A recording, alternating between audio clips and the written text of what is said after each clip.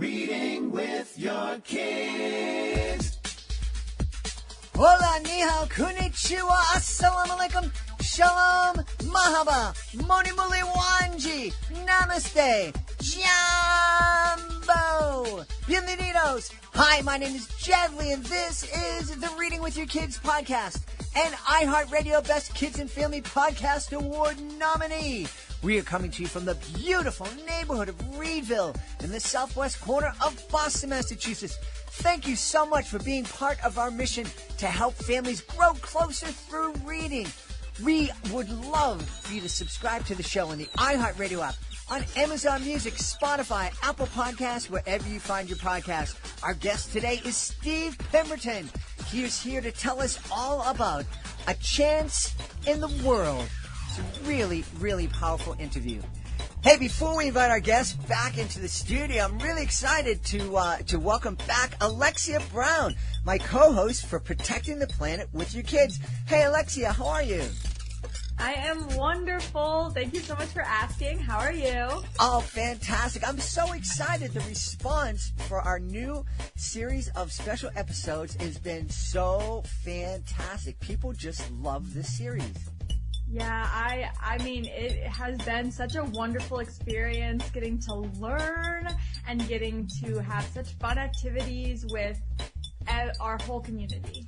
It really is fun. I mean, we are letting parents know how they can X-ray worms and kind of create beautiful art on their property that encourages people to save the planet, play board games together, that teaches them all sorts of fantastic fun facts.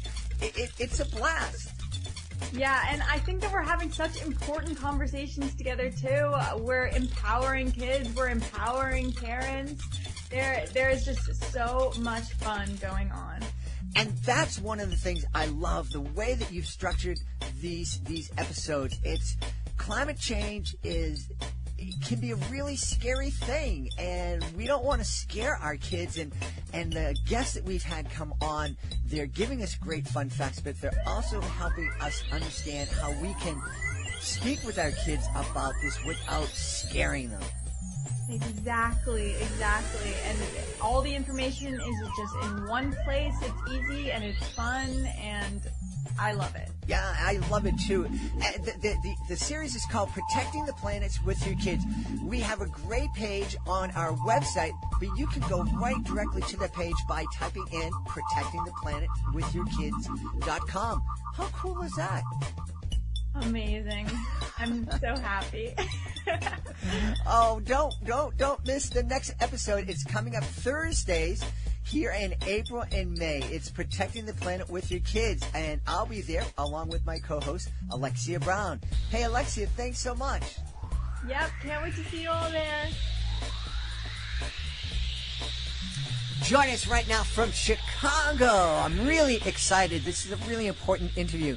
Our guest today is the author of A Chance in the World. It is a memoir. Please welcome to the show, Steve Pemberton. Steve, welcome to the Reading with Your Kids podcast. Thanks for having me, Jed. How are you?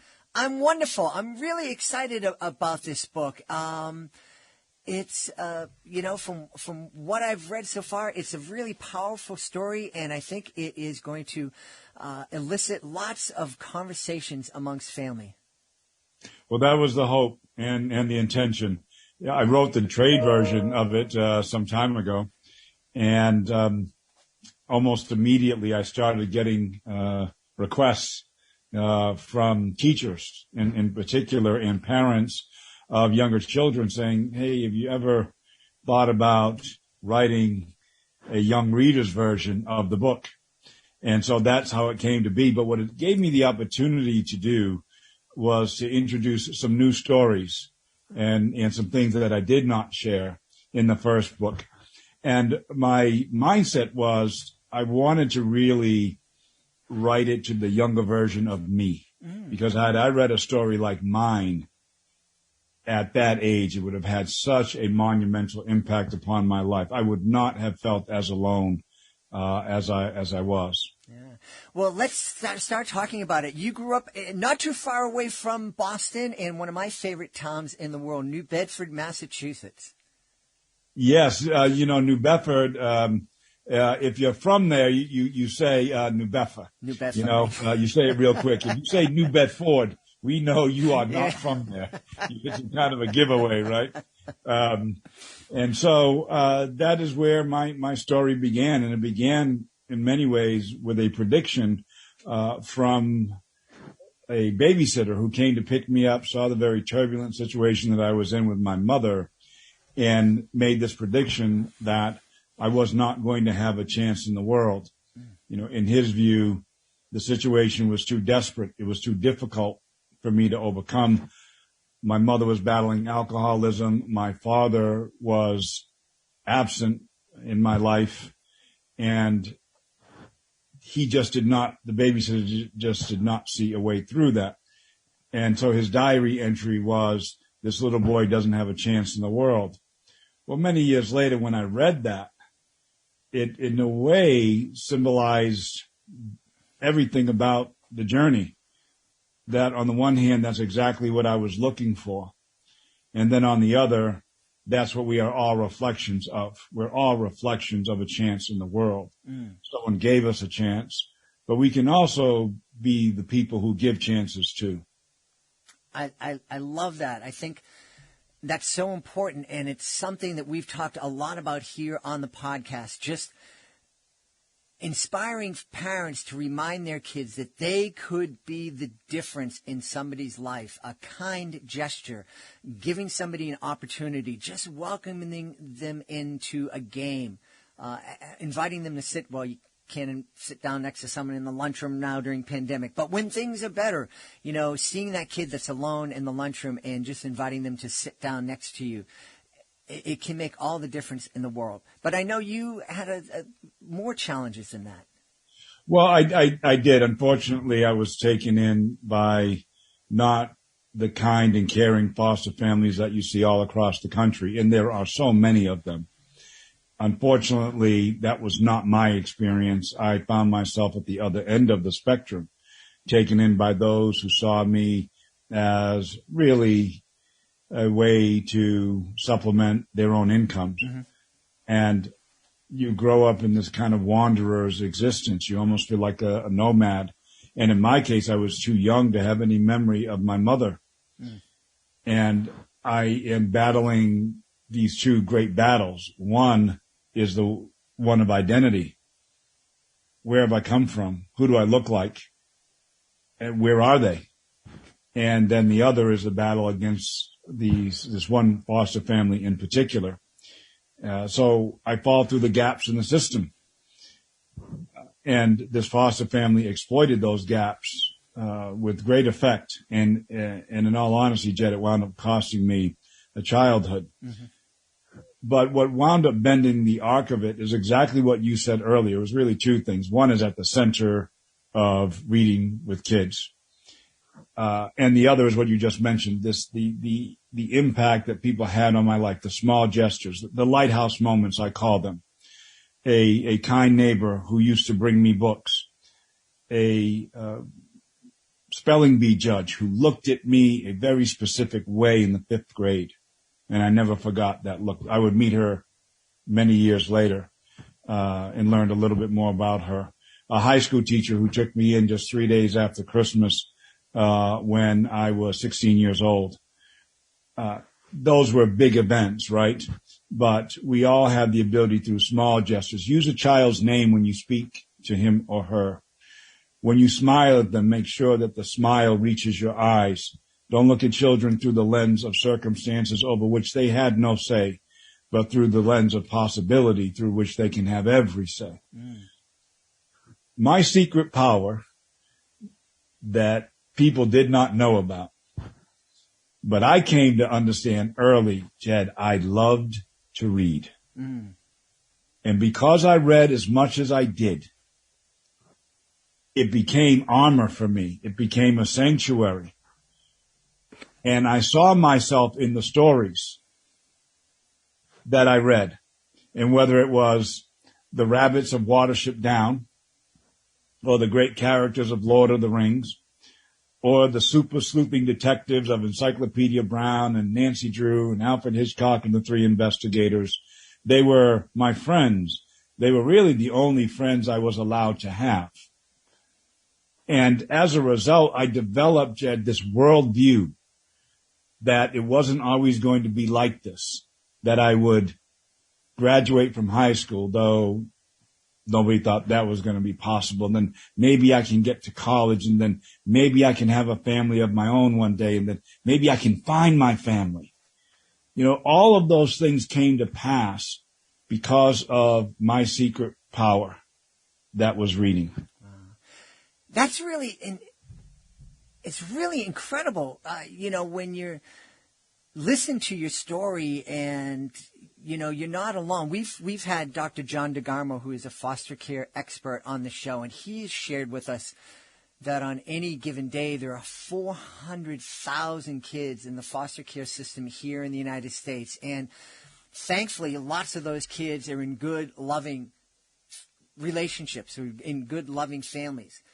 But there's so many of those kids who are in circumstances like the circumstance that you found yourself in, without a lot of hope, who probably, moving from place to place with all of your possessions in a green plastic garbage bag. It's incredible that you were able to find hope through reading. Was that just luck for you, or was there somebody along the way who kind of introduced you to books and introduced you to the possibility that books held? There wasn't a signature moment that I can recall somebody putting a book in my hands. It almost certainly came through elementary school, though. And in elementary school, the magic of Eleanor Hathaway School in my hometown of New Bedford was where the love of reading was introduced to me. And I just fell into it. When you're that young and you don't have the ability to express yourself, and you're misunderstood, you're quiet, books became my way of expression, in essence, reading. And I could sink myself into them, and so no one would bother me. And I would, most kids are playing at recess. I would go to a corner of the playground, and I would have my book with me. I often carried the paperbacks in my back pocket. But it was also met at the same time by my elementary school teachers who advocated my love of, furthered my love of reading. I still remember Mr. Skyrick, my librarian in middle school, who he loved that I loved to read. And, you just pick up on things like that. There was one very magical person, though, who lived 2 blocks over, a kind neighbor, who saw me reading the same book over and over again and began bringing me books, which he did over the 11 years that I was in that foster home. Most days, Jed, I never saw her. I just saw the books that she brought. And what I would come to learn when I met her some 35 years later, after I wrote A Chance in the World, people in that community went looking for her and they found her. And so I got to meet her 35 years later. And I'd always wondered why she did that. You grow, you get older. Why did she stop like that? And how did she know that reading was going to be my secret power? Well, I'm not entirely sure she knew that. But when I asked her that question that had been on my mind for well over 3 decades, why did you do that? And I thought her response was so instructive for all of us. She said that she was simply doing something that her mother told her to do, which is give what you have from wherever you are. She said, so I did not have a lot of money. I couldn't buy you new books, but what I could do is give you the gently used books that my 3 boys no longer read. And she would tell them, when you're done with the books, and all 3 would read them, it would end with the youngest one, and he would have to put it in a box that was on right outside the front door. And when the box got full, she would bring it to me. Some 35 years later, me, the recipient of that gift, comes back to see her and says, well, if not for you, how the story turned out, well, it might look a lot different. That's the gift of reading, of nurturing it, of fostering it, because you never know what's hanging in the balance. She did not know what was happening to me in that home. Mm-hmm. She just saw a young boy who loved to read. What a beautiful, beautiful thing. And I'm so happy you were able to get back and see her and let her know what those seeds of kindness grew into. Yes. And as a result, our families are connected. In fact, I was just talking with her grandson last week, who has a group of students, and I'm sharing a chance in the world with his class. And A Chance in the World now is read all over the world. The trade version is read all over the world. I can't tell you that I was purposely trying to do that. I was trying to get down really this universal story of family and fortitude and faith, how we come to those things, how we learn them. And we learn them at a very, very young age, but we learn them in kind of unsuspecting ways, perhaps when we adults don't realize that they're actually, unfolding. So Claire Levin is her name, although my nickname for her over the years was the Book Angel. That's how I thought of her. What a beautiful thing. What a beautiful thing. I love that. Lifted up on the wings of the Book Angel. Mm. I also love that your middle school librarian had such an impact on you.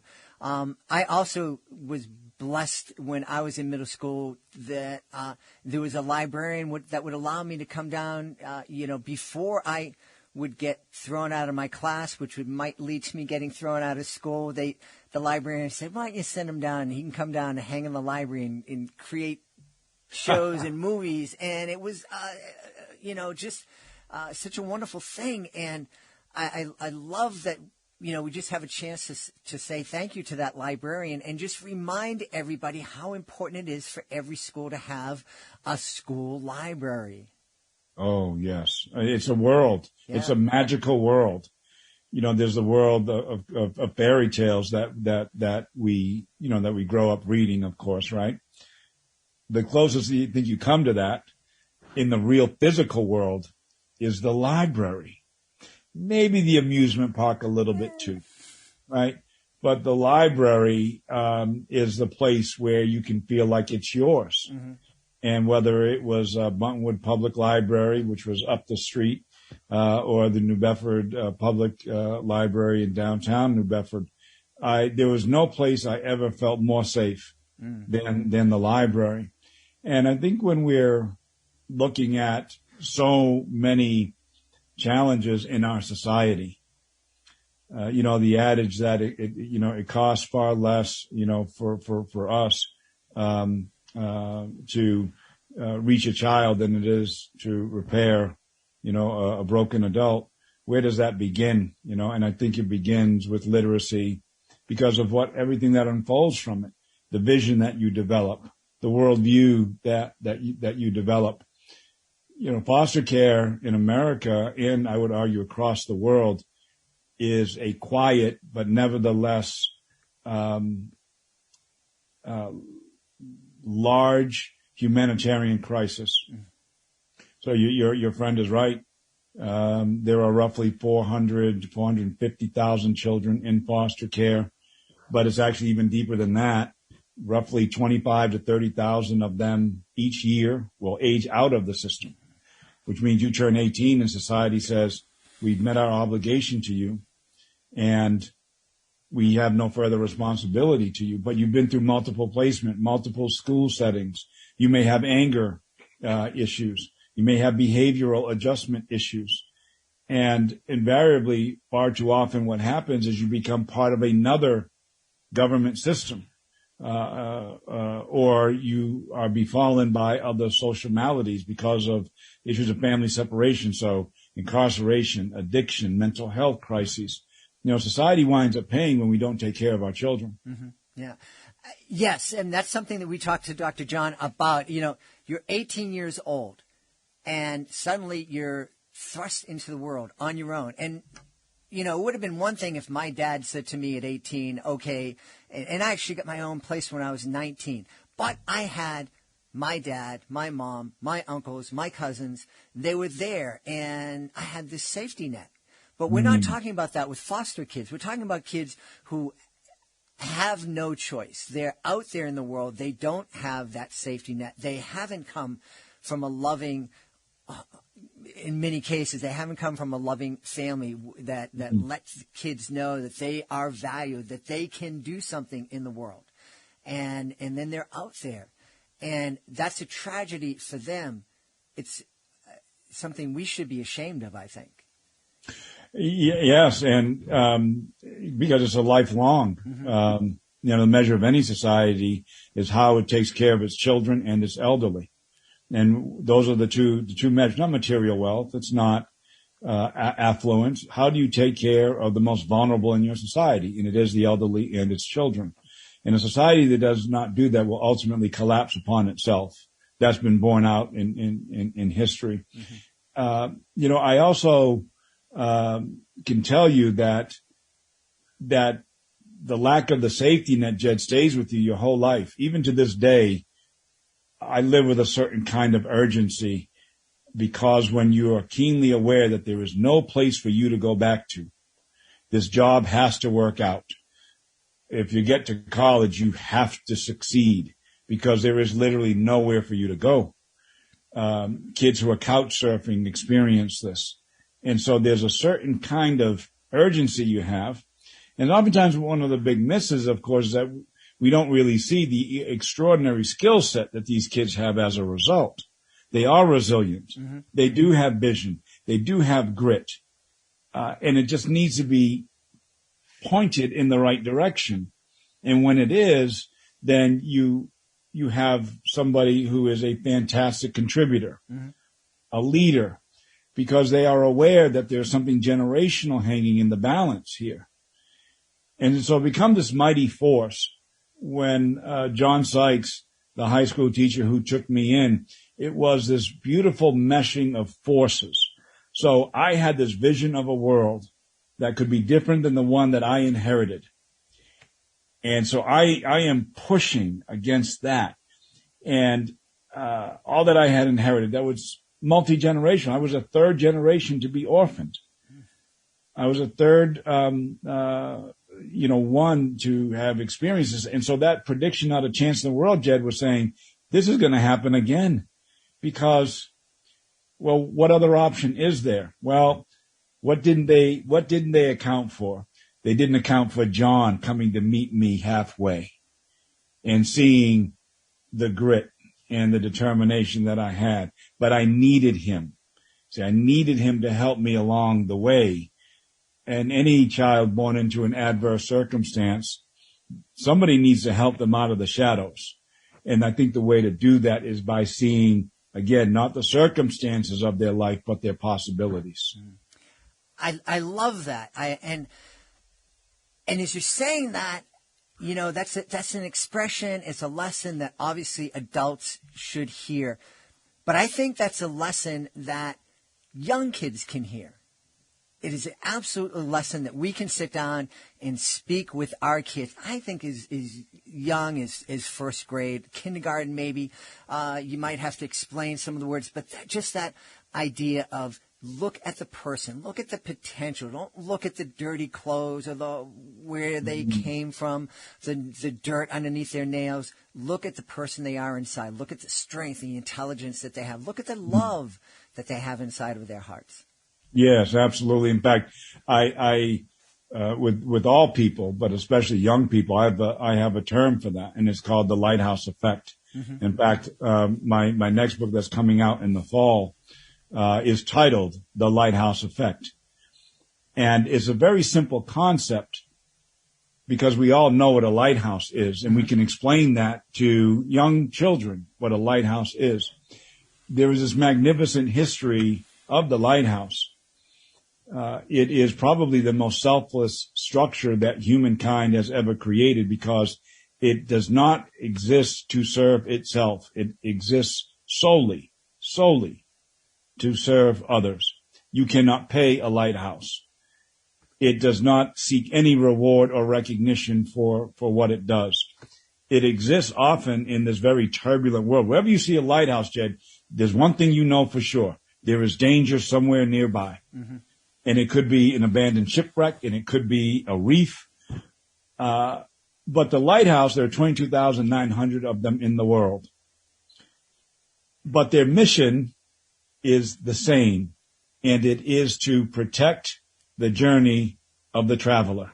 Mm-hmm. And it does that by correcting our path, or directing our path. So in the midst of a storm, you see the light off in the distance, and the lighthouse says, it's this way to safety. It's this way to safety. Well, human beings are a lot like lighthouses. You think about the people who touched my life, and you think about the people who touched your life, like that librarian. He or she, that was a lighthouse moment. And as a technical matter, we don't really need lighthouses anymore because we have electronic navigational charts. We have GPS. We don't need lighthouses anymore. They're more like sight lines, if anything else, but they still exist. And why is that? I think they exist to remind humanity of what is the best in us, in that each day presents an opportunity for us to both find the lighthouse for ourselves in moments of difficulty, but also to be a lighthouse for someone else. And you are never too young to be a lighthouse for someone else. And you're never too old to be a lighthouse. You're never too old to find a lighthouse for yourself. Mm-hmm. All the attributes, right? Humility, selflessness. The lighthouse doesn't judge you. It does not care if you're black or white, gay or straight. Doesn't care who you voted for. Doesn't care what your particular cause is. It simply says, come this way. I am the way to safety. Well, the people who most touch our lives, the people who live in our local communities, like New Bedford, like Reedville, those are the anchors of society. Those are the people who touch our life the most. You don't need a special degree. You don't need to have a bunch of social media followers. You don't need to be famous to be a lighthouse. Any of us can be that. And you said it so beautifully at the very outset. We can use someone's name when we talk to them. We can look beyond the label to find that common story, that common humanity. You and I could talk forever about a whole lot of things that could be about labels, whether it could be different faith expression, different races, different genders, whatever it is. But let you and I start talking about librarians. And oh my, right?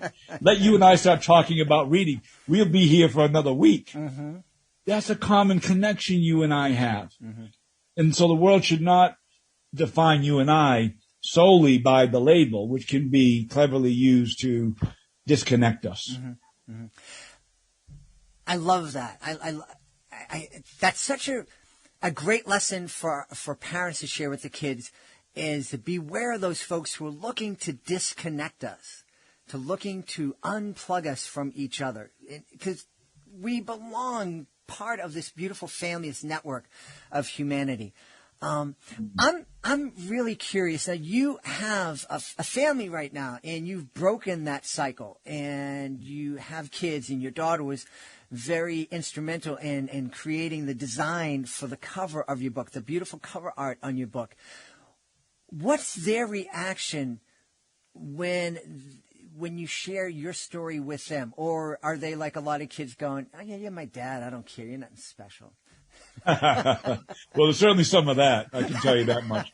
But all three of them, Jed, had a very specific impact in different ways.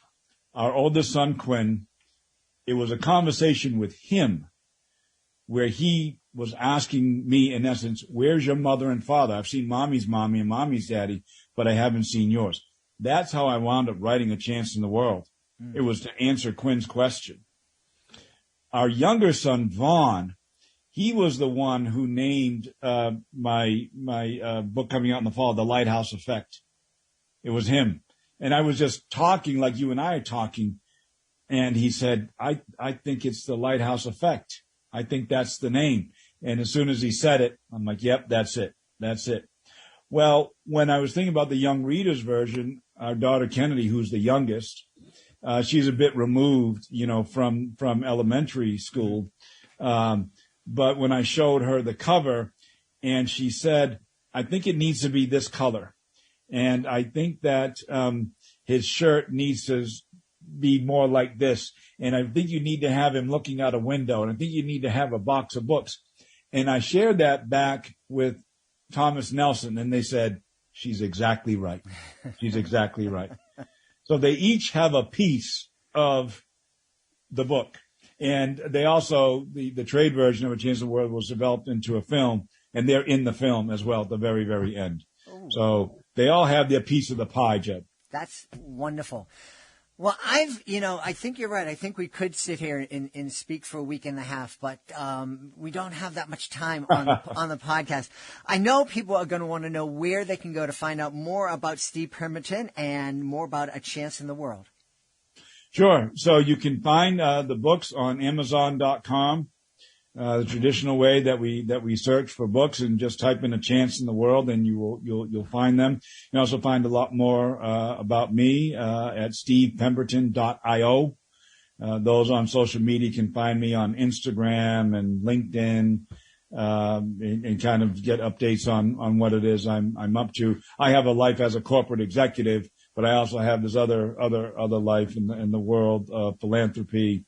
And encouraging literacy and opportunity, especially for those in the foster care system. So, A Chance in the World, this young readers version is it's just my heart's joy, because I was able to imagine the kind of things that I wanted to know when I was 8 or 9 or 10 years old.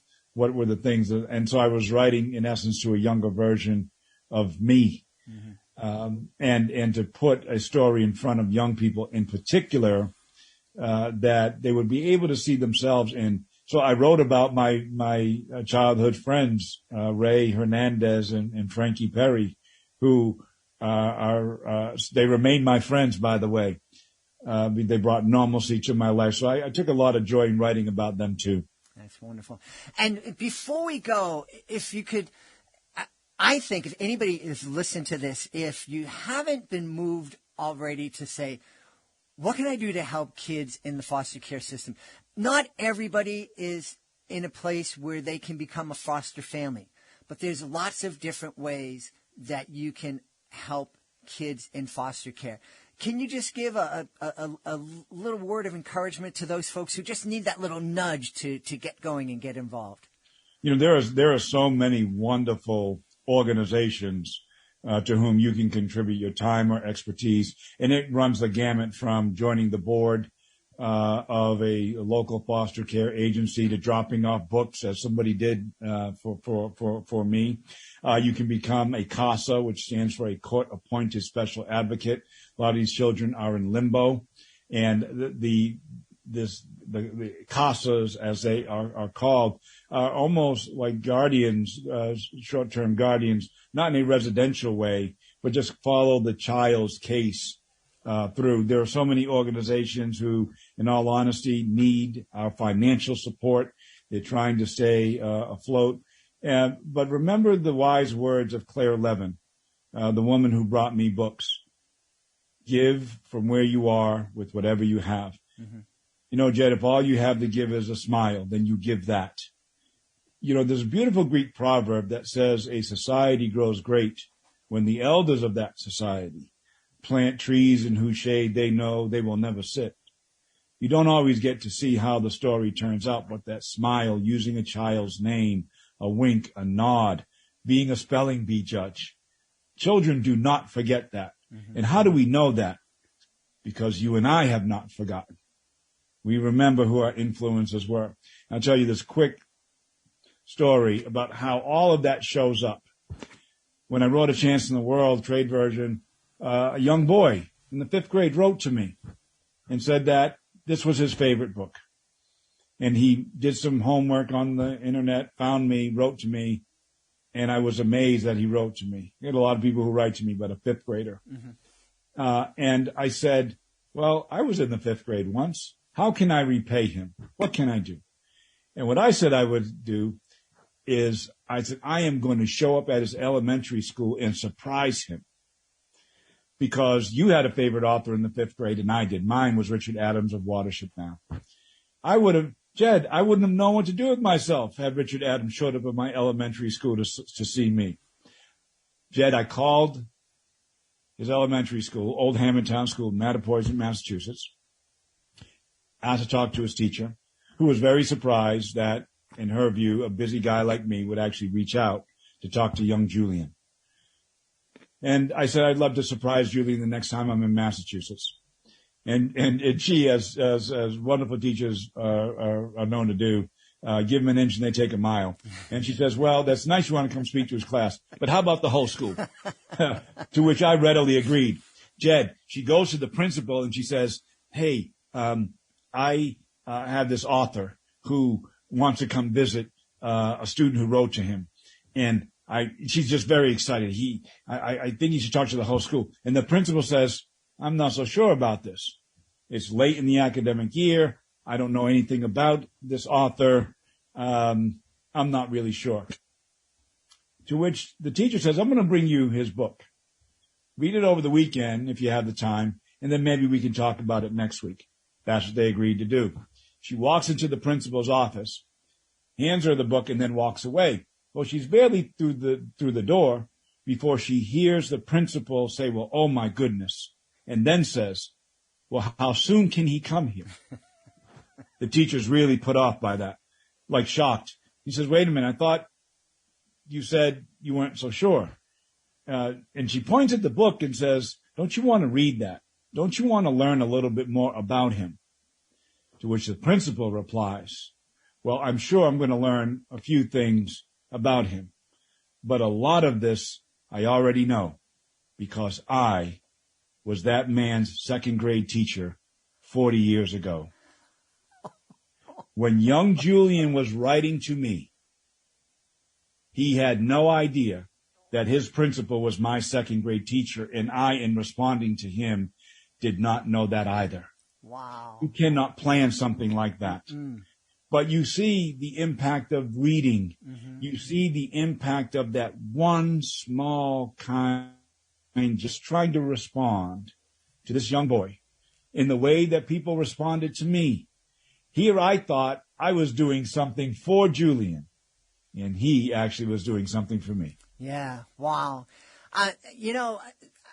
Parents, if you're listening to this, I know you're going to want to grab a chance in the world for your young readers to read. But don't let them read it by themselves. You absolutely want to share this. You want to co-read this with. I think you want to read this out loud because I know that there are people in your life that were your lighthouse that you want to tell your kids about and change their lives. Yes. This has been a wonderful, wonderful conversation. Steve, I'm so grateful that you spent time with us. Thank you so very much for being on the Reading with Your Kids podcast. Jed, thank you so much for having me. Thanks for being a lighthouse yourself. There are so many lives of young people that you have touched. Jed, they never forget you. They never forget you. So thanks for all that you do. Well, you're welcome. And go New Bedford. Go New Bedford. Please be sure to join us for the next edition of the Reading with Your Kids podcast. Miss Storybook will be here to tell us all about her fun Read Aloud YouTube channel. That is the next episode of the podcast. I want to thank the folks who made today's show so wonderful. Of course, I want to thank our guest, Steve Pemberton. Be sure to check out his really riveting memoir, A Chance in the World. Read it with your kids. And also, take the time to look into how you might be able to help foster kids in your area. We know that not every family is equipped or ready to be a foster family, but there are so many different ways that we can support the foster kids in our communities. And it's worth the effort. It really, really is. Also want to thank my team, Alejandra Doherty, Fatima Khan, Hannah Pat Oak Boise, Alexia Brown. I want to thank my beautiful wife for all the support she gives me. Most of all, I want to thank you. Thank you so much for taking the time to join us today. And as always, thank you so very much for taking the time to make the world a better place by reading with your kids. I'll be looking for you in the next edition of the Reading with Your Kids podcast.